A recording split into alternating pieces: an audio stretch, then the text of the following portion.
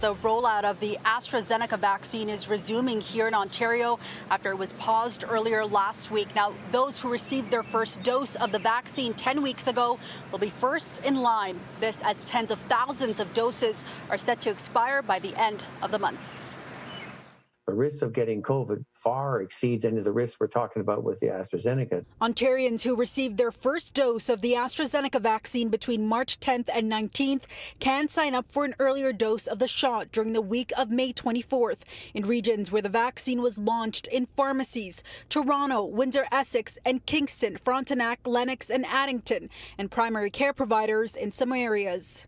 This is a very good vaccine that has provided tremendous impact in the UK and other countries. Approximately 55,000 AstraZeneca doses are set to expire by the end of May, and Ontario is set to receive another 250,000 this week. The province states that receiving this vaccine at the 12-week mark is most effective, but so is 10-week intervals. We're kind of splitting hairs when we're talking about like 10 versus 12 weeks here. Having said that, I think it's also fair to say that we know that 2 doses is important and 1 dose doesn't provide good enough protection. It still provides you with some protection, but it's not good enough. But what about Ontarians who received a shot after March 19th?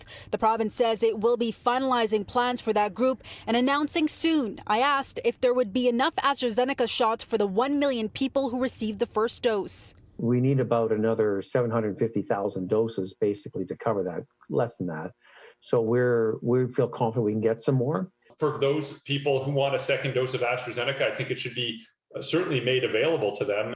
The rollout was paused on May 11th following concerns about rare, potentially fatal blood clots. The good news, the province states data from the UK shows there's a much more reduced risk of blood clots in the second dose, 1 in 600,000, compared to roughly 1 in 55,000 in the first dose. If you had a good experience with the first dose, then you're at 10 times less risk again for the second dose for blood clots. Getting the second dose as soon as possible is really beneficial. Clinical trials are currently underway to examine the mixture of 2 different vaccines, AstraZeneca and the mRNA vaccines. Ontario says it's waiting to hear back on that data from the feds. Now, Dr. Williams adding those who meet the requirements can book their second dose by contacting their pharmacy or primary care provider where they received their first shots. And again, that's starting this Monday. He also says to make sure to consult with your doctor.